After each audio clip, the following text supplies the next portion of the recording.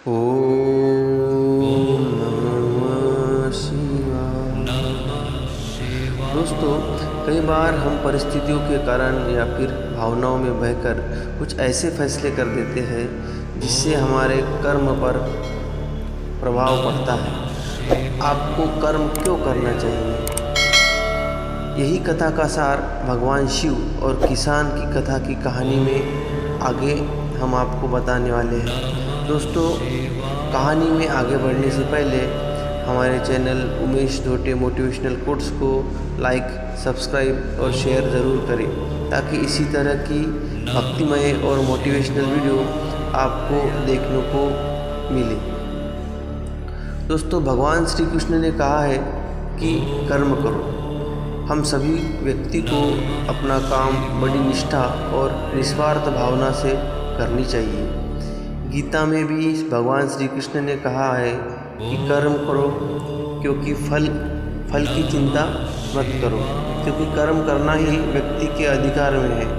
उनका फल ही कई बार हम परिस्थितियों के कारण या फिर भावनाओं में बहकर कुछ ऐसे फैसले कर देते हैं जिससे हमारा कर्म प्रभावित होता है।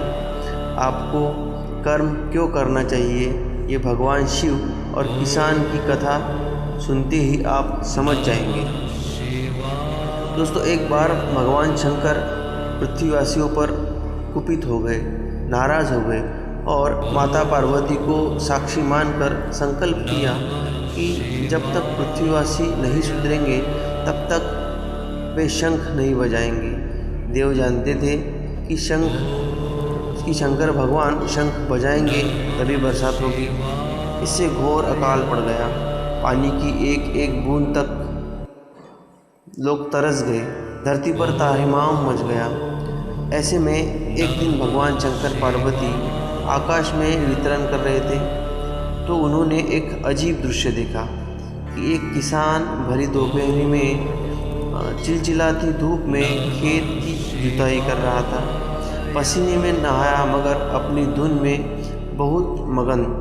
ज़मीन पत्थर की तरह सख्त हो गई थी, फिर भी वह जी जोड़ मेहनत कर रहा था। उसकी आंखों में आत्मविश्वास था और उसके पसीनों के बूंदों में उम्मीद टपक रही थी। भोलेनाथ व पार्वती बदले हुए वेश में आकाश से नीचे उतरे और उससे कहा, अरे भाई, तू क्यों बेकार कष्ट उठा रहा है? सूखी बंजर धरती में केवल पसीने बहाने से ही खेती नहीं होती।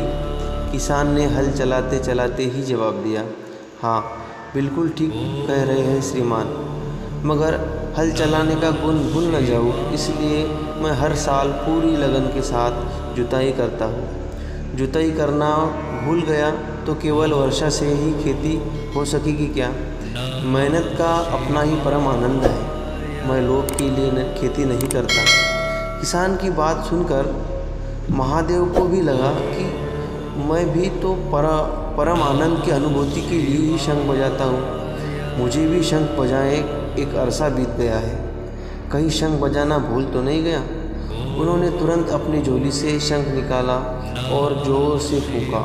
चारों ओर बादल की घटाएं घुमट पड़ी, बिजली चमकने लगी और जोरदार बारिश होने लगी। इस वर्षा के स्वागत में किसान ने पसीने की बूंदें पहले ही खेत में गिराकर चमक रही थी। दोस्तों, कथा का सार यह है, हमारा जो काम है उसे अपनी पूरी निष्ठा से बिना किसी लोभ लालच के करना चाहिए। इसी में परम सुख है।